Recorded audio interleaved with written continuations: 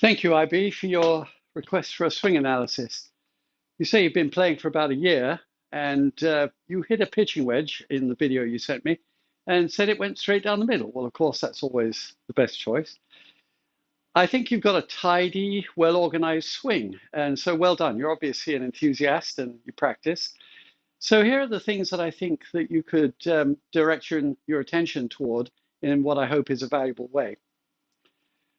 You have a grip, the way you hold the club, which is a strong grip. Now, that term is a little ambiguous. It means that the hands are turned to the right on the club. It doesn't mean that you're squeezing tightly.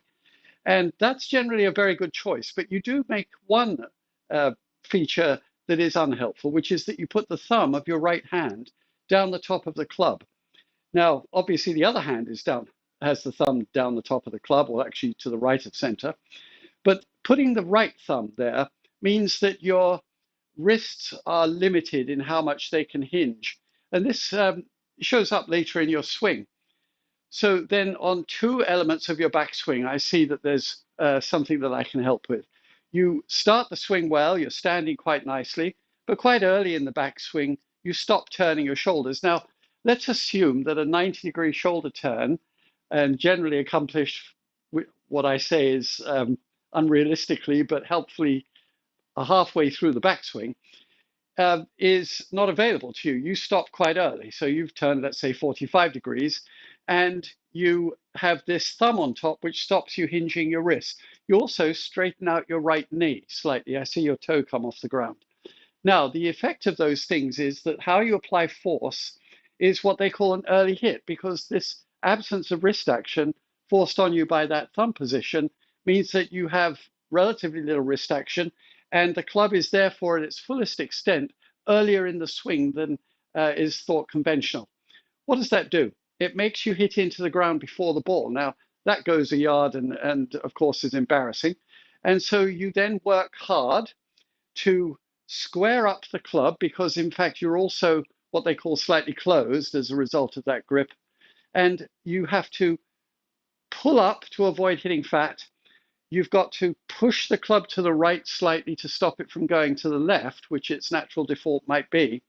And you do those things by pulling up with your arms. Now, it's very logical, particularly with a lofted club. It just seems to be a good idea that you use the club as a guide and hoist to drive the ball up a ramp toward the target. Makes perfect sense, but it's not how good golfers do it. So here's what I do differently. Keep your left hand grip the way it is, but turn your right hand a half an inch to the left. Now, it'll feel weaker in the little finger. Tolerate that. It won't feel like you can lock it in as much. And that might be what made you have such a strong grip in the first place, that feeling of security that we get. It's not worth it. Slip the hand a half an inch over the top of the left thumb. Tolerate the little finger feeling less secure. And very importantly, put the thumb to the left of center so that your forefinger and thumb make a V with a stick on it, which is pointing up somewhat towards your right shoulder. Now that means that you'll be able to hinge your wrists. Then on the backswing, I would suggest that you train, it'll take a little while because it's a lot to do with range of movement, that you keep your right leg slightly bent all through the backswing and turn your shoulders fully, 90 degrees, before the club's above your waist. Fiction, but that's how it'll feel. So the left shoulder will be pointing down at the imaginary ball. The rest of the swing is your arms going up and the wrists hinging. Now, as a consequence, you can now do what they call a late hit. You can keep your wrists hinged for the first half of the downswing and only straighten them out as you get to the ball and allow the club to turn like a gate to the left.